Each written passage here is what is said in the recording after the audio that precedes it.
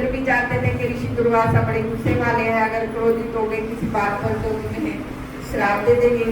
तो इंद्र ने ऋषि को प्रणाम किया और आशीर्वाद दिया। तो ऋषि दुर्वासा ने उससे खुश होकर एक माला इंद्र को दी। इंद्र ने क्या किया, अहंकार से अपने मन में सोच लिया कि मुझे इस माला की क्या जरूरत है, मेरे पास तो इतने हीरे जवाहरात वाली माला है सोने चांदी की, मुझे इस माला की क्या जरूरत है। उसने वो माला अपने ऐरावत हाथी के गले में डाल दी। अब उस माला में थी दिव्य शक्तियां और उसमें से आ रही थी बहुत सारी सुगंध। तो उस सुगंध के कारण बहुत सारी मधुमक्खियां हाथी के पास आकर मंडराने लगी। तो ऐरावत हाथी हो गया परेशान, उसको बार बार आ रहा गुस्सा। तो वो गुस्सा के हाथी क्या करता है, उत्पात मचाता है, इधर उधर डोलने लगा, उत्पात मचाने लगा। तो वो माला निकल के गिर गई। माला निकल के गिरी, ऐरावत हाथी आगे बढ़ा तो उसके पैर के नीचे वो माला कुचल दी उसने और वो रोक दी। तो ये देखकर जानकर ऋषि दुर्वासा हो गए बहुत गुस्सा कि मैंने तुम्हें ऐसी अलौकिक माला दी थी और तुमने उसका ऐसा अपमान किया। तुम जानते हो ये माला मुझे किसने दी थी?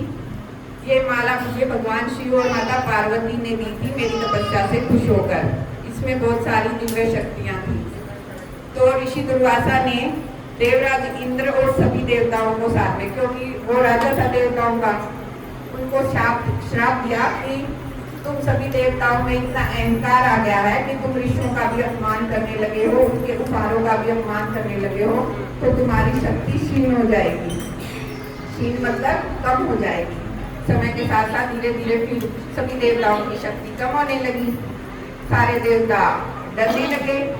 असुरों को इस बात का पता चला। सारे असुर खुश हो गए कि अब तो स्वर्गलोक पर हमारा आधिपत्य होने वाला है, देवताओं में तो शक्ति ही नहीं बची है। तो सारे देवता डर में गए, भागे भागे ब्रह्मा जी के पास। ब्रह्मा जी ने उन्हें रास्ता दिखाया कि इसका हल तो विष्णु जी बता सकते हैं। तो विष्णु जी के पास गए तो विष्णु जी ने कहा कि तुम्हारी शक्ति वापस तो आ जाएगी, लेकिन उसके लिए समुद्र मंथन करना पड़ेगा। तो देवता तो कमजोर हो चुके थे, शक्ति कम हो चुकी थी, तो उनमें तो मंथन करने की शक्ति नहीं थी। मंथन करने के लिए उन्हें पड़ी असुरों की भी जरूरत, क्योंकि असुर भी ताकतवर थे। तो जो सुमेरु पर्वत था उसके दोनों तरफ जो वासुकी नाग समुद्र मंथन करने के लिए लपेटा गया, तो एक तरफ देवता खड़े हो गए और एक तरफ असुर खड़े हो गए।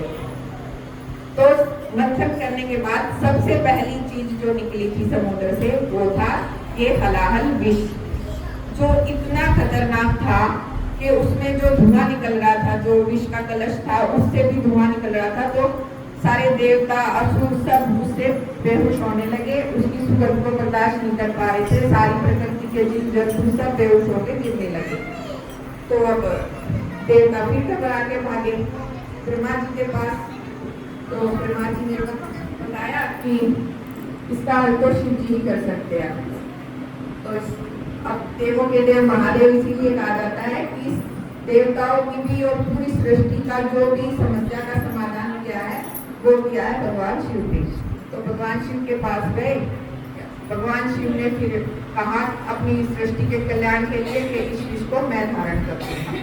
तो भगवान शिव ने तब ये विष अपने गले में धारण किया और धारण किया तो विष इतना जहरीला था, आज तक का सृष्टि का सबसे जहरीला विष वही है, हलाहल विष। तो कंठ में धारण करते ही भोले बाबा के शरीर का भी तापमान बहुत ही बढ़ गया। भोले बाबा को पसीना आने लगा और उनकी जो मतलब देवताओं ने सबने असुरों ने देखा कि शिव जी की भी इसको ग्रहण करने के बाद हालत खराब हो रही है, इनका तापमान बढ़ रहा है। तो तब समुद्र के पास था जल, तो सभी देवता और असुरों ने शिव जी को जल पिलाया भी और जल उनके ऊपर चढ़ाया भी।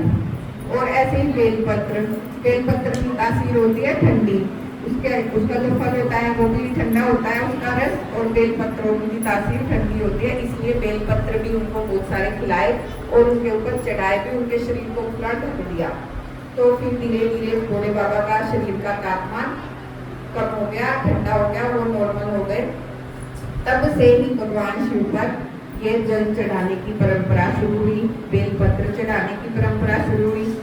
और बाकी जो मेरी माताएं मैंने ये दाल और ये जो कुछ भी चढ़ाती हैं, तो उन सब का मैं बता रही हूँ, गृहस्थियों के लिए कोई विधान कहीं भी नहीं लिखा हुआ, उसका कोई फायदा नहीं होता। मैं खुद सालों